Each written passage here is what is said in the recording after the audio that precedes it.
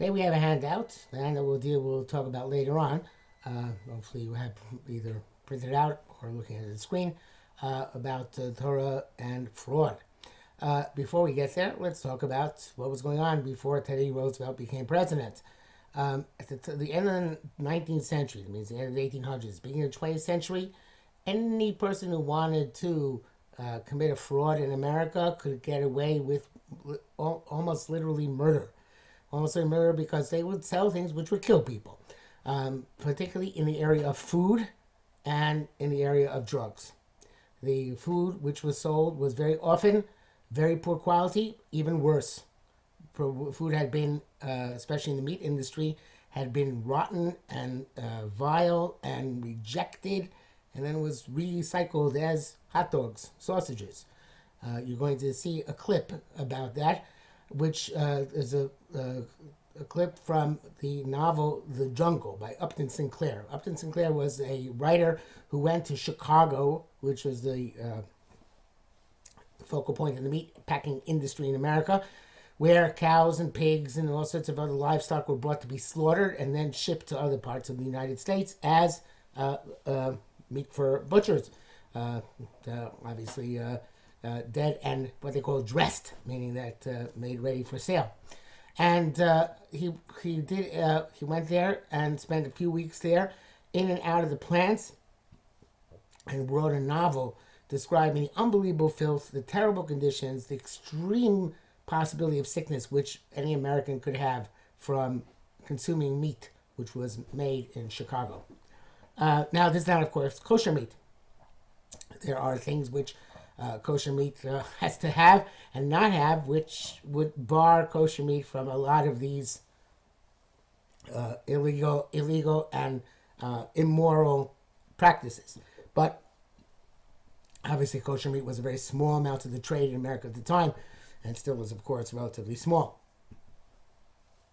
On the other hand, people used to sell medicines, which were called snake oil. I'm not sure what the origin is. I think probably because the snake was a tricky guy, Nachash and Gan Eden, and therefore this snake oil was tricky stuff.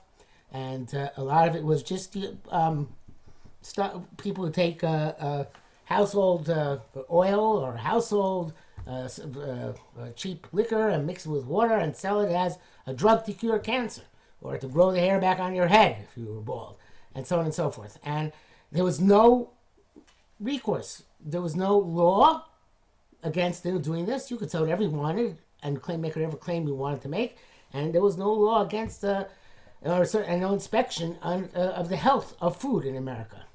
So Theodore Roosevelt read The Jungle, and he was aware of the situation. He invited Upton Sinclair to the White House, and the situation changed. And you're going to see now two videos.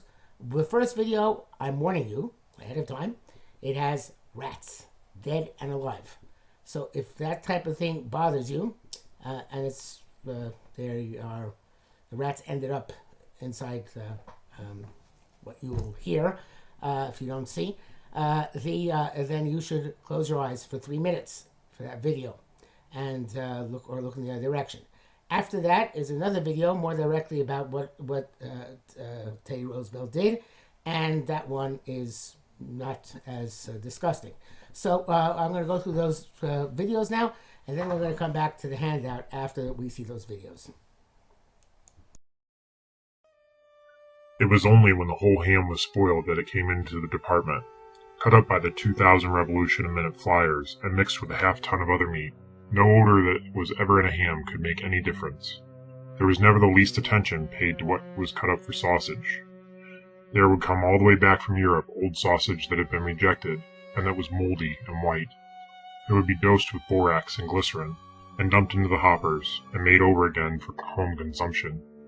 There would be meat that had tumbled out on the floor, in the dirt and sawdust, where workers had tramped and spit uncounted billions of consumption germs. There would be meat stored in great piles in rooms, and the water from leaky roofs would drip over it, and thousands of rats would race about on it. It was too dark in these storage places to see well, but a man could run his hand over these piles of meat and sweep handfuls of the dry dung of rats. These rats were nuisances, and the packers would put poisoned bread out for them. They would die, and then the rats, bread, and meat would all go into the hoppers together.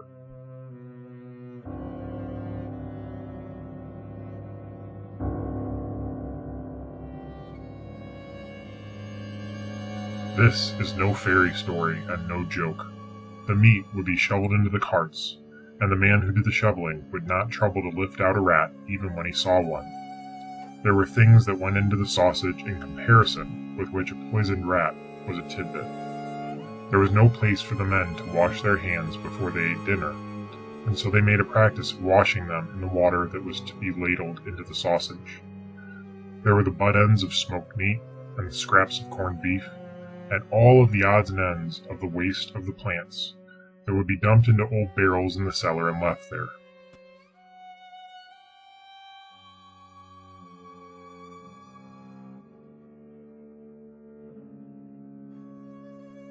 Under the system of rigid economy which the packers enforced, there were some jobs that it paid only to do once in a long time, and among these was the cleaning of the waste barrels. Every spring they did it, and in the barrels there would be dirt and rust and old nails and stale water, and cartload after cartload of it would be taken up and dumped into the hoppers with fresh meat, and sent out for the public's breakfast. Some of it they would make into smoked sausage, but smoking took time and was therefore expensive. They would call upon their chemistry department and preserve it with borax and color it with gelatin to make it brown. All of their sausage came out of the same mold, but when they came to wrap it, they would stamp some of it special, and for this they would charge 2 cents more a pound.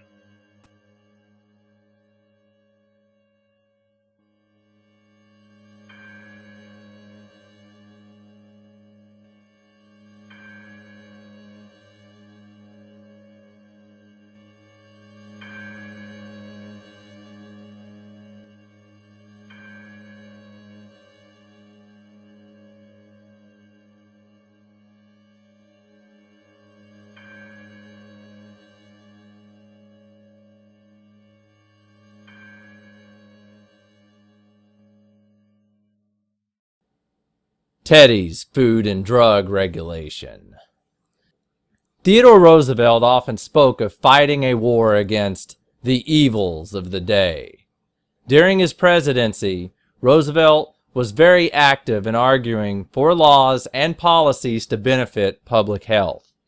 After reading Upton Sinclair's The Jungle, which documented the terrible conditions of the meatpacking industry, Roosevelt invited the author to the White House.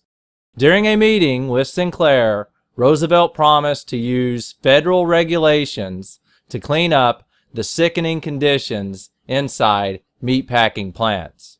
Roosevelt was not the only one disgusted by what he read in Sinclair's novel.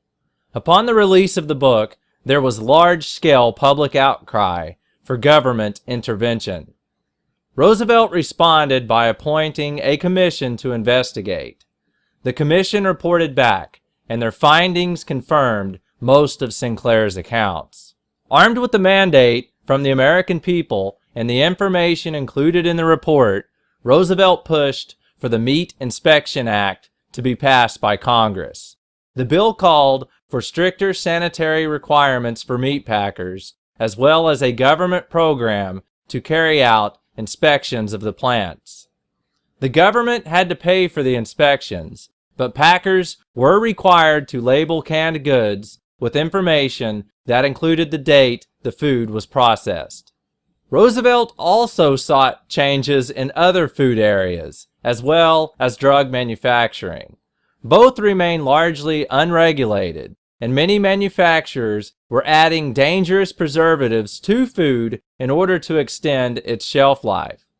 Across the country, drug manufacturers sold medications in boxes and containers which claimed to cure cancer, baldness, and a wide variety of other conditions and ailments. The large variety of items sold in drugstores and from suitcases of traveling salesmen did not have to be labeled. Anyone who purchased one of these products had no way of knowing what the contents of the medication were. Many popular children's medicines of the day contained alcohol, cocaine, and even heroin. The exploitation of the American people by these snake oil salesmen enraged Roosevelt, and he vowed to use the power of his office to put a stop to it.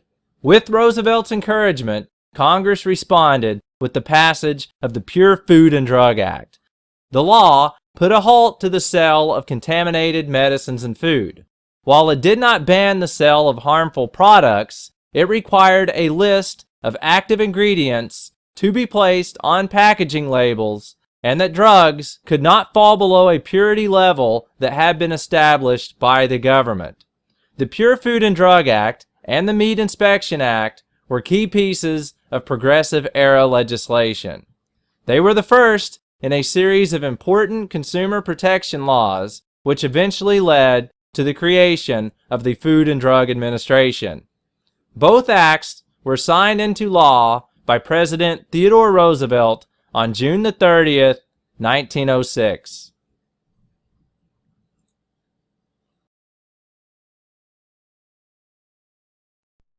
Okay, so now that you saw those videos, I hope they were instructive. I'm sure they were.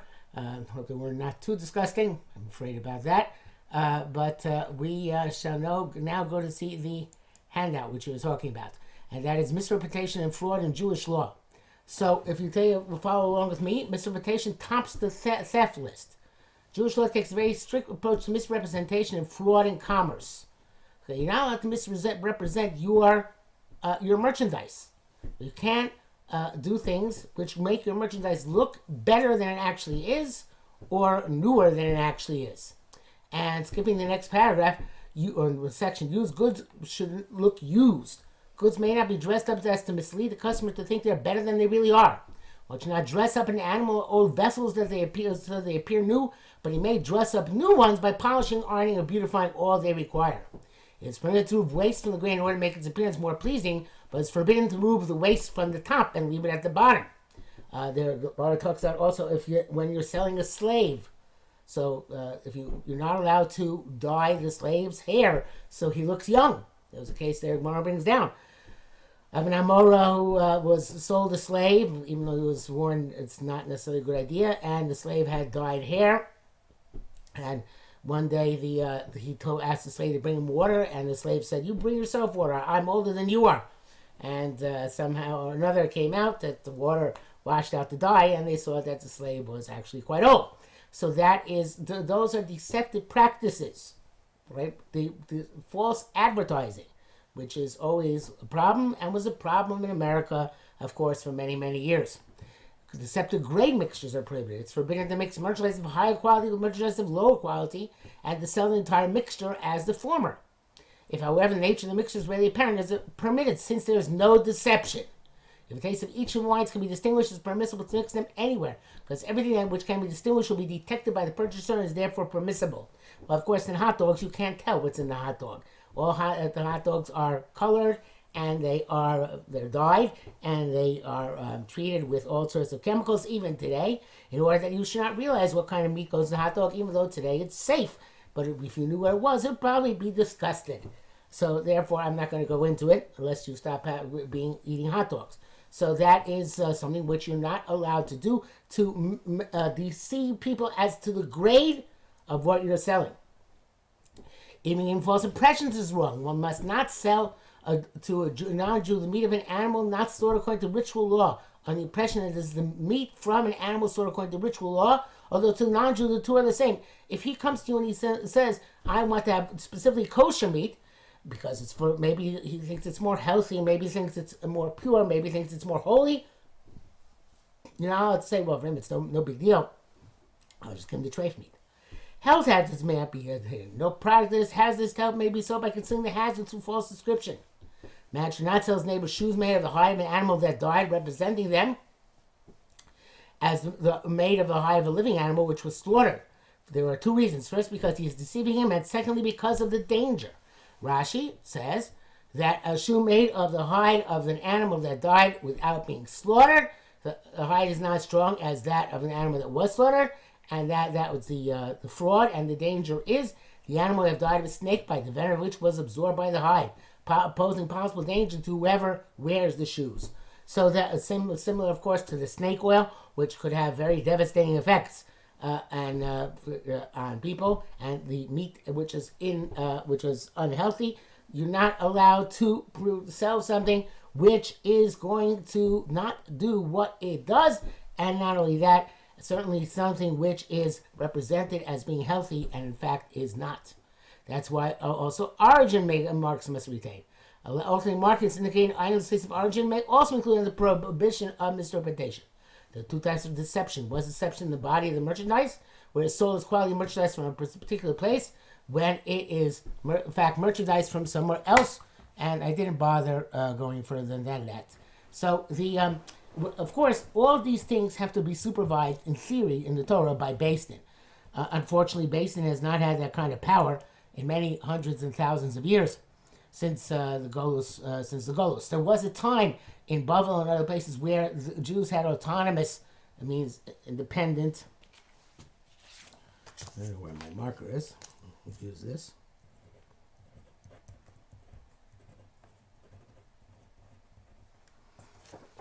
Autonomous control of their own communities, and then they could police this themselves. But otherwise, obviously, things like this could not be policed by a Beis Din, and certainly today they can't be policed by Beis Din. That's why you need the government to do it, and the government is obviously doing something which is essential to having a society in which A, people don't get sick and die from what they buy, B, people are not cheated all the time, and C, there is a fair market and competition doesn't lead to all sorts of crime.